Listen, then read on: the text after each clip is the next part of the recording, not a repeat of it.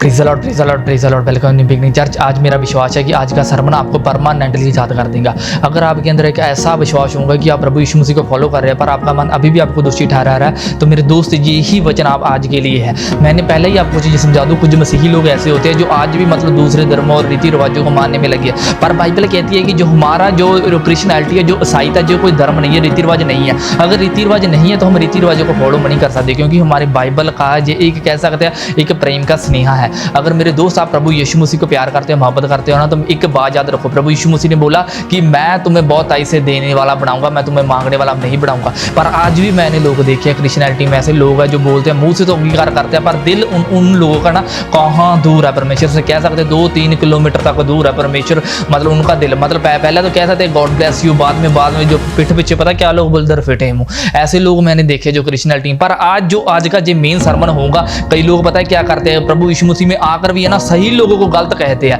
मतलब कि गलत लोगों को सही कहते हैं। जे मतलब जी आज जो है ना, ये बैटल लगा हुआ है, ये कह सकते हैं कि ऐसा मैच लगा हुआ है, पर कभी कोई जीत सकता है और कोई जीत जा सकता है। इसी तरह से जब बाइबल को आप ध्यान से फॉलो करते हैं कि पुराना नियम और नया नियम, पुराना नियम क्या करता है कि लोगों को दोषी ठहराता, पर नया नियम क्या करता है, दोषी लोगों को मतलब क्या करता है, स्वतंत्रता करता है, वो याद करता है। मेरा विश्वास है जी आज का सरमन आपके लिए है मेरे दोस्त यीशु मसीह के नाम में। चलो हम सीधे बाइबल के वचन में चलते हैं। नीति वचन 17 उसकी 15 में पता क्या लिखा, जो चलते हैं कहता लिखा, जो दोषी को निर्दोष और कहता निर्दोष को दोषी ठहराता है, उन दोनों से यहोवा गुनाह करता है। यहोवे नाम एक इतना खतरनाक नाम है ना, इजरायली लोगों ने ना इनको बदलकर एडोनी रख दिया था। क्यों? क्योंकि ये इतना पवित्र हॉलीनेस था। इजरायली लोग इसको मुंह से नहीं निकालते थे, वो बोलते नहीं हम नहीं निकालेंगे, अगर निकाल देंगे हम तो गए। इसी तरह से बाइबल कहती है जो निर्दोष को दोषी और दोषी को निर्दोष ठहराता है, यहोवा दोनों से ही गुनाह करता है। क्या आप जानते हैं कि मतलब जो दोषी ठहराने का पद था बाइबल में, इजराइल के वैसे 12 पद है, मतलब 12 इजराइल के गोत्र है। जब इजराइल के गोत्र में से एक ऐसा गोत्र था जो लेवी गोत्र था। लेवी गोत्र में सिर्फ ऐसे लोग चुने जाते थे जो 30 साल पूरा क्या करते थे, प्रभु यीशु मसीह के परमेश्वर को यहोवा एलोहिम को सिलेंडर करते थे। फिर सेवकाई की एक कॉलिंग निकलती थी। वो मतलब पता क्या करते थे, वो लोगों को जज करते थे, वो दोषी ठहराते थे, वो ही धर्मी ठहराते थे। पर बाइबल कहती है हुआ पता है क्या, जे लेवी जज के बीच जब फरीसी और ग्रंथी निकल के आते हैं, तो इन लोगों ने पता क्या किया, एक निर्दोष को दोषी ठहरा दिया। वो पता कौन था, वो था प्रभु यीशु मसीह। जब बाइबल कहती है इन लोगों ने पता पिलातुस ने क्या बोला कि मेरे पास अधिकार है कि मैं तुम्हें छोड़ दूंगा। बाइबल कहती है पिलातुस ने उन लोगों के ना बातों में आकर, क्योंकि कैंसर में उस वाले कह सकते हैं कि राजा था, अगर कैंसर का वो कह सकते हैं कि वो इग्नोर कर देता बात को कि इसको क्रूस पे चढ़ाओ, तो ये अगर है ना वो कह देता तो उनकी जो भी फैमिली थी ना वो मारी जानी थी। क्योंकि एक लॉ था, अगर किसी ने किसी को छोड़ दिया तो वही वो तो गया में राजपद जितना मर्जी बढ़ा क्यों ना होगा। इसी तरह से बाइबल में एक लॉ था, जैसे नीति वचन 17 की 15 में लिखा है, जो दोषी को निर्दोष को दोषी ठहराता है ना, लिखा बाइबल कहती है यहोवा दोनों से ही गुनाह करता है। मेरा विश्वास है मेरे दोस्त कि आज जो सरमन होगा ये बहुत ही ज्यादा, मैं एक बात आपको साफ ही बयान कर दूं, कई लोग आपको दोषी ठहराने की महसूस कराएंगे, पर आज ये सरमन सेम टू सेम नहीं गा जैसे पहले आपने सुने होंगे, कोई किसी को सुन लिया, कभी किसी को सुन लिया। आज का जो सरमन है जो स्वर्ग की ओर से डिजाइन किया गया, ये पवित्र आत्मा की ओर से जो आपके लिए एक मैसेज है यीशु मसीह के नाम में। जब बाइबल कहती है पिलातुस नहीं आना, यीशु मसीह को धर्मी मतलब कैसा था, एक धर्मी को उसकी पत्नी को एक दर्शन आया था, मैंने एक धर्मी को सपने में देखा कि तूने उसकी हत्या कर दी, उसको मतलब क्या क्रूसीफाइड दे दिया, उसकी हत्या में तुम्हारा नाम बोलता। बाइबल कहती है वो तभी में नहीं टला। पिलातुस ने क्या किया कि उसको ना कह सकते हैं कि क्रूस का दंड दे दिया। बाइबल कहती है उस वक्त महाजज कौन था, हन्ना था। ध्यान से समझना पड़ेगा, बाइबल कहती है वो हन्ना था। हन्ना ने पता क्या बोला कि ठीक है कि ये तो हम भी महाजज का, हम जानते हैं कि परमेश्वर की विधियां कैसे कानून सिखाना है, हम जानते हैं कि व्यवस्था कैसे सिखानी है। उन लोगों ने पता क्या एक निर्दोष को दोषी ठहरा दिया। बाइबल कहती है जैसे यीशु क्रूस पर चढ़ा था ना, बाइबल कहती है 2 साल के बाद वो जो पिलातुस है ना, उसका राजबल गद्दी जो थी उड़ा दी गई, क्योंकि उस वक्त कोई गवर्नमेंट और चेंज हो चुकी थी। जैसे ये बात पता चलती है ना महाजज कैफा को, क्योंकि आपको पता है कि जो बड़े बड़े मैन ऑफ गॉड होते हैं ना, उनका जो उठना बैठना बड़े लोगों के साथ होता है, गवर्नमेंट वाले लोगों के साथ। इसी तरह से जो दूसरा लोग था ना, जो कह सकते हैं कि पिलातुस था, उसका उठना बैठना हन्ना के साथ था। हन्ना को जब ये बात पता चलती है कि पिलातुस को मतलब पदवी से हटा दिया गया, राजगद्दी से हटा दिया गया, तो ये उसकी इतनी बेइज्जती हुई, इतना अपमान हुआ। क्यों हुआ? क्योंकि उसने एक निर्दोष को दोषी ठहरा दिया, उसको गद्दी से हटा दिया गया। 2 साल के बाद क्या, जो महाजज जो अपने आप को कहता था मैं तो परमेश्वर को मानता हूं, मैं तो यहोवा को मानता हूं, मैं तो परमेश्वर की सेवा करता हूं, वो ही बाइबल कहती पर्सन एक अपनी आत्महत्या करके मर गया था। जब एंटिक्स ऑफ बुक पढ़ते हो ना, आपको पता चलेगा कि वहां पर जो जहां पर पूरे चैप्टर में लिखा गया है, जो मतलब अपने आप को महाजज समझता था, उसमें ये चीज दर्ज की गई है कि वो अपना खुद ही आत्महत्या करके मर गया। सोचो कि एक धर्मी को दोषी ठहराने वाला कैसे आत्महत्या करके मर गया। क्यों? क्योंकि बाइबल कहती है उसने कलीसिया को रोकने की बहुत कोशिश की। परमेश्वर परमेश्वर ने सोचा कि अब मैं इनको दोषी नहीं निर्दोष ठहराऊंगा। परमेश्वर ने भेजा, पतरस को भेजा। पतरस के बाद उसने याकूब भेजा, यूहन्ना को भेजा, फिर बाद में उन्होंने स्टीफनस को भेजा। जब स्टीफनस को मार दिया, परमेश्वर ने बोला दैट्स इट, अब नहीं मैं इनको छोड़ूंगा। जो अपने मंदिरों और मस्जिदों को, अपनी मतलब चर्चों को, अपनी उस टाइम में टेंपल का जो घमंड करते थे, परमेश्वर ने पता जो वहां पर इजरायली लोग जो खड़े थे, पता क्या बोल रहे, जब यीशु मसीह क्रूस पे चढ़ा था, कहता इसका खून, इनका ब्लड जो हमारी सुल्तानों के ऊपर भी आए, जो मजाक कर रहे थे वो बोलते हमारी सुल्तानों के ऊपर आए।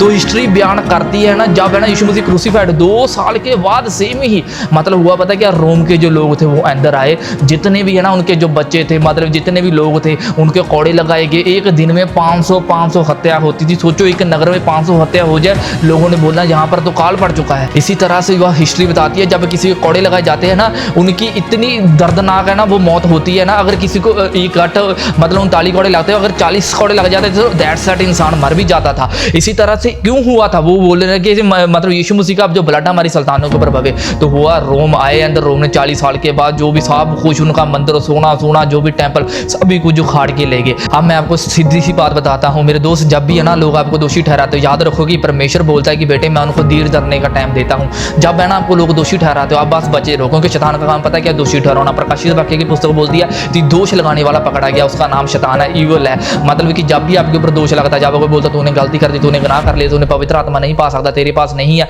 तुम्हारे पास एनर्जी नहीं है, मैं तुम्हें चॉइस करूंगा, नहीं मेरे दोस्त, प्रभु यीशु मसीह के बड़े लोगों के लिए नहीं मरा था, वो पूरी दुनिया के लिए मरा था। बाइबल कहती है कि बड़े बड़े लोगों के लिए खड़ने के लिए हर एक रेडी हो जाता, पर दूसरे जो बड़े गरीब लोग हैं उनके लिए कौन खड़े। इसलिए यीशु बाइबल कहती है हर एक पीपल्स के लिए लड़ा। मेरे दोस्त बाइबल कहती है, इब्रानी 10 में पढ़ते हैं, उसमें लिखा गया, कहता उसी इच्छा में हम प्रभु यीशु मसीह की देह में एक ही बार बलिदान चढ़ाने के द्वारा पवित्र किए गए। अब कोई दोष लगाकर दिखाए, अब कोई कहकर दिखाए कि तुम लोगों ने गुनाह किया, तुमने गलती किया। बाइबल कहती है ना, अगर आपने ये चीज कर दी तो वो गया। कई लोग पता क्या बोलते हैं, फिर पास्टर जी मत्ती 7 उसकी 21 में जो लिखा है, जो मुझे हे प्रभु कहता है, हर कोई स्वर्ग राज्य में एंटर नहीं होने पाऊंगा, सिर्फ वो ही जो केवल पिता की इच्छा पर चलता है। क्या आप जानते हैं कि पिता की इच्छा क्या है? ध्यान से समझो, बाइबल कहती है जो पिता की इच्छा क्या चलती है, जो पास्टरों की बात हो रही है, जो समझाते हैं ना उनकी बात हो रही है। जब पढ़ते हैं ना मत्ती 7 उसकी 21 में, जो मुझे प्रभु कहते हैं, कहता उनमें हर एक कहता मेरे स्वर्ग राज्य में प्रवेश ना करेंगे, परंतु वही जो मेरे स्वर्गीय पिता की इच्छा पर चलते हैं। स्वर्गीय पिता की इच्छा पता है क्या है? यूहन्ना 6 उसकी 40 में लिखा गया, कहता क्योंकि मेरे पिता की इच्छा ये है, कहता कि जो कोई पुत्र को देखे उस पर विश्वास करे, नान्त जीवन पाए, और उसमें नान्त अंतिम दिन में तो भी जला उठाऊंगा।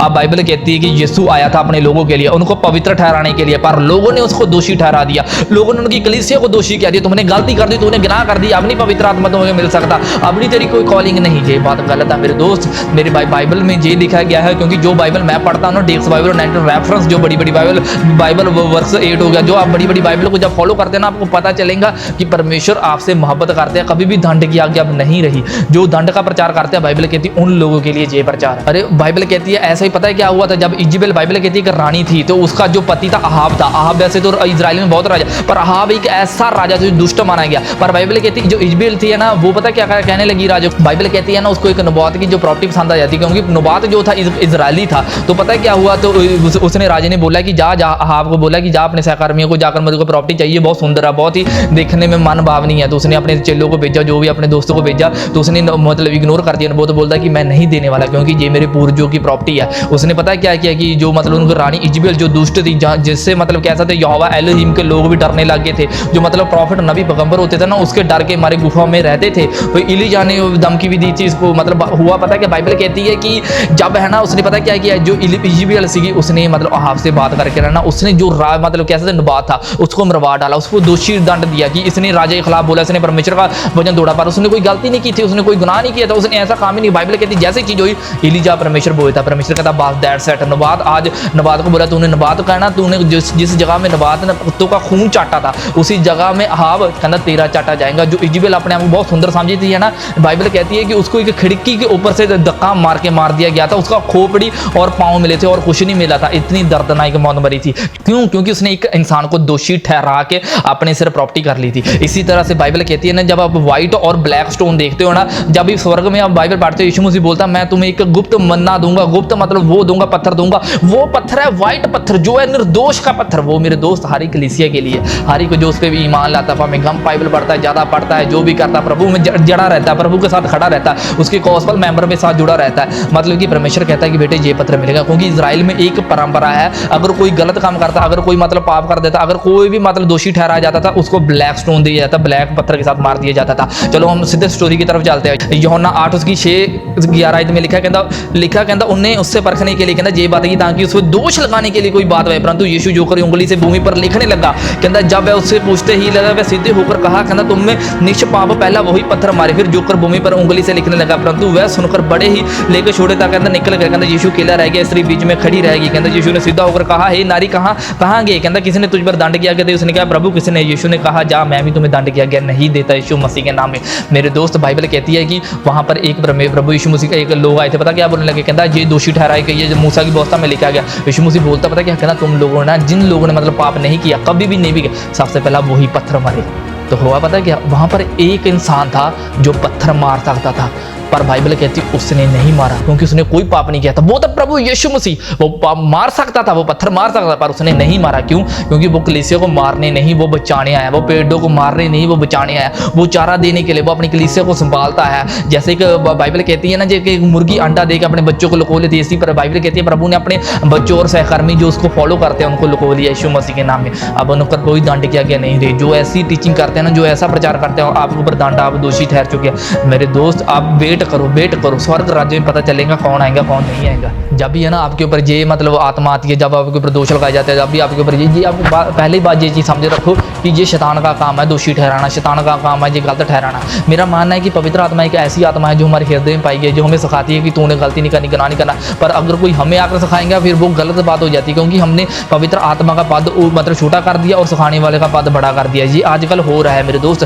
क्योंकि जब आप पवित्र आत्मा की मतलब टेस्टमनी को, जो भी परमेश्वर की गवाही को फॉलो करते हैं ना, फिर बाइबल कहती है आपको सेहत में छुटकारा मिलता है। आज के बाद जब भी आपके ऊपर कोई दोष लगाएगा आप उसको रोमियो उसकी दोस्त की एक आयत सुना देना। लिखा गया कहता अंत ए दोष लगाने वाले तू कोई क्यों ना हो, कहता क्योंकि जिस बात पर तू दूसरे पर दोष लगाता है उसी बात अपने आप भी दोषी ठहरता है, इसलिए कि जो कुछ दोष लगाता है वह स्वयं भी वही काम करता है। मेरे दोस्त आज के बाद याद रखना, अगर आपको कोई भी दोषी ठहरा चुका है ना, जो दोषी कहता है, जो आपको गलत कहता है, जो आपको ऐसा कहता है कि आप उसको ये सब बात समझाना, बाइबल कहती है दोषी को निर्दोष और निर्दोष को दोषी ठहराता है, यहोवा दोनों से गुनाह करता है। प्रभु यीशु मसीह ने आपके ब्लड के द्वारा तुम्हें निर्दोष कर दिया। अगर आप अभी भी कहते हैं कि नहीं मैं प्रभु के लायक नहीं हूँ, मैंने ऐसे लोग देखे जो बोलते हैं कि नहीं हमें फ्रेश होकर हमें मुँह धोकर ही बाइबल पढ़नी चाहिए। अरे परमेश्वर इतना पवित्र है ना, अगर आप उनको पापी रूप में भी टच कर देंगे आप भी पवित्र हो जाएंगे। आपके गलत मतलब हाथ लगाने से वो आप पवित्र होने वाला नहीं है, वो परमेश्वर है, कोई इंसान नहीं है। बाइबल कहती है परमेश्वर झूठ नहीं बोलता, उसने सच बोलता, उसने अपनी बाइबल कहती है खोजियों को एक प्रतिफल देंगे यीशु मसीह के नाम में। इसलिए मेरा विश्वास है मेरे दोस्त, आज के बाद जो भी आपके मन के ऊपर किसी भी तरह की मनगढ़ंत कहानी चलती होगी,